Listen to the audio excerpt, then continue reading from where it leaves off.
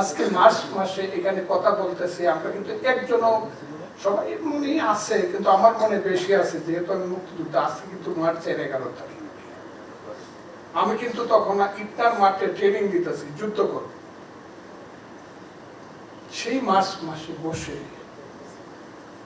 আজকে আমাকে এই স্বরাষ্ট্রমন্ত্রী সব আছে বলে কথাটা বলতেছি, আমাকে একটু দেখতে হলো হঠাৎ করে একটা ভাষণ বাঁধানোর জন্য একটা ছেলেকে এমন পিটানো হচ্ছে যে মরেই যাবে। আমি মুক্তিযুদ্ধের সেই ভাষণটার দিন রেসকোর্স ময়দানে বসা ছিলাম। আমার জায়গাটা আমি হিসাব করে রাখছি রেসকোর্স ময়দানে। ওই ভাষণটা বানানোর ছেলেকে মেরেই ফেলবে। আর আরেকটা মেয়ে মায়ের মতো চেষ্টা করছে, একটা সাপ যেমন একটা বাচ্চা শিশুকে ঘেরাও করলে পরে বাঁচাইতে চায়, আরেকটা মেয়ে, আর কেউ বাঁচাইতে আসতেছে না। আমি দেখলাম, দেখে মনে হলো আমার চোখটা কি অন্ধ হয়ে যাওয়া ভালো? মানবাধিকার তো বলছি, একটা ভাষণ পাঠানোর জন্য একটা ছেলেকে এইভাবে পিটাতে হবে? আমরা কিন্তু সবাই এখন নিষ্ঠুর হয়ে গেছে, সবাই। এই যে গত 2টা সরকার গেল, 15 বছরের একটা সরকার, ফ্যাসিস্ট সরকার, বা আন্ডে 3বার ইলেকশন করলো, একবার বিনা ভোটে, একবার দিনের ভোট রাতের বেশি রাতে করলো, আর একবার আমি আর ডামি ইলেকশন করলো। বাংলাদেশে তো গণতন্ত্র শেষ করে দিল, তারা চলে গেল। এরপরে ওই যে বললাম, দিন হতে দিন আসছে যে কঠিন, আসলো 18 মাসের আরেকটা সরকার, নোবেল প্রাইজ পাওয়া লোককেও আনলাম। আইনা দেখলাম, এখন দেখেন আপনারা পত্রিকাতে কি বেরোচ্ছে। আমি স্লোগান দিতাম, তোমার আমার ঠিকানা পদ্মা মেঘনা যমুনা, রক্ত সূর্য উঠেছে বীরবাঙ্গায়। আমি ছাত্রলীগের প্রেসিডেন্ট ছিলাম। আর এখন স্লোগান দেয় 1 2 3 4 গাছের ডালে খাবো। আমরা আগাচ্ছি কত? জিনিসটা এইরকম। আমি খুব স্পষ্ট ভাবে বলতে চাই, বাঙালি জাতিকে যদি ঠিক করতে হয়, মুক্তিযুদ্ধের আদর্শের পথে আসতে হবে। কেউ মুক্তিযুদ্ধ স্বীকারই করে না, স্বীকারই করে না। 71 নাকি হয়েছে। আমি কিন্তু জনাব সালাউদ্দিন সাহেব স্বরাষ্ট্রমন্ত্রীকে বলতেছি, আমার বক্তব্য তো আপনারা শোনার সময় নাই।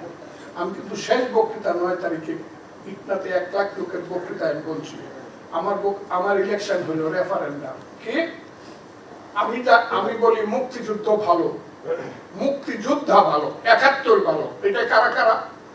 1 লাখ লোকে হাত তুলেছে। রাজাকার আলবদর ভালো, মুক্তিযুদ্ধ খারাপ, এটা কারা কারা? একজন লোকে হাত তুলে নেই।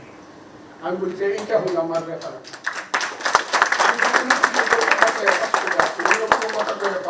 আমি কেন বলছি কথাটা? মুক্তিযুদ্ধ হইলে পরে এখানে মানবাধিকার থাকবে, মুক্তিযুদ্ধের আদর্শ বাস্তবায়ন হইলে পরেই মানবাধিকার থাকবে। আমি শেষ করে ফেলেছি, আছে ব্যবস্থা আছে।